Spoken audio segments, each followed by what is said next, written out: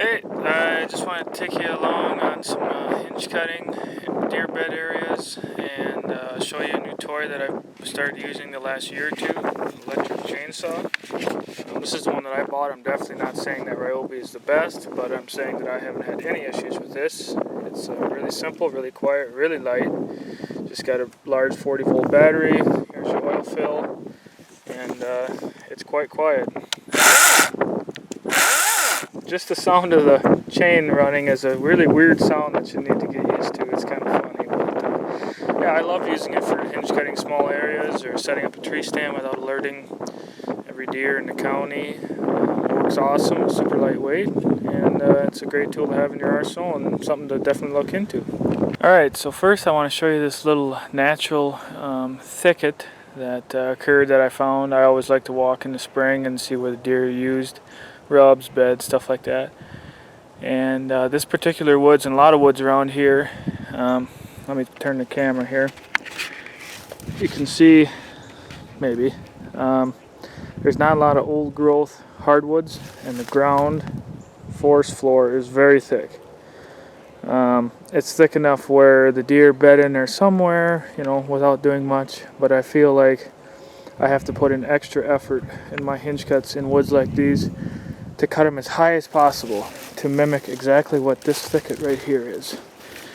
If you give them some overhead cover, it seems like they magnetize towards it a lot more than just, you know, hinge cutting it at waist height for a windbreak. But I'll just walk you through this little thicket here that occurred on itself.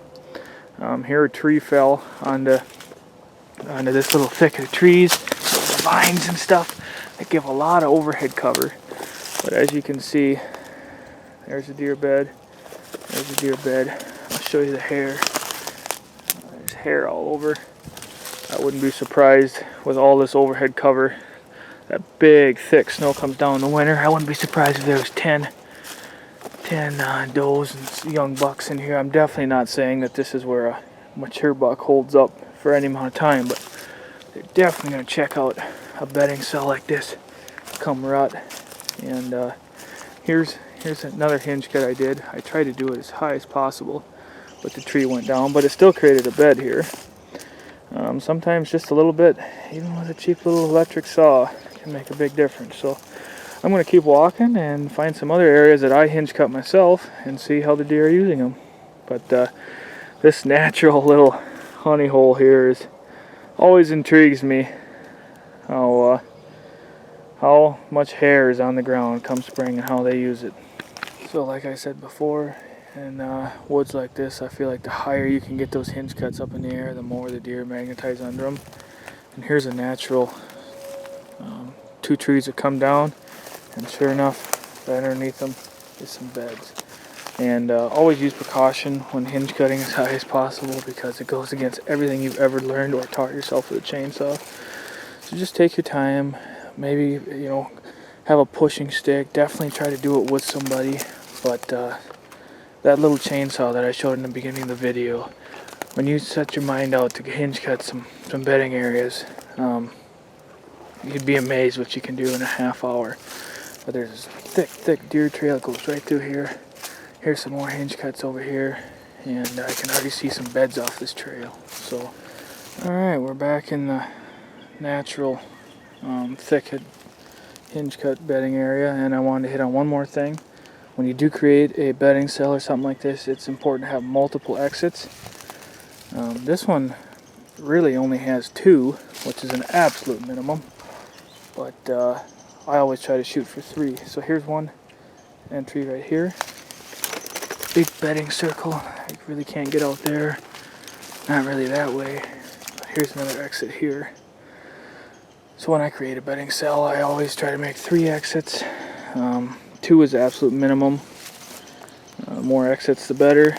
And like I said, overhead cover is clearly key in this woods, because it's basically thick all around, and you got to add something that you can't find everywhere else. So basically, I just wanted to show you how deer use stuff that's naturally there, and they will use stuff that you add.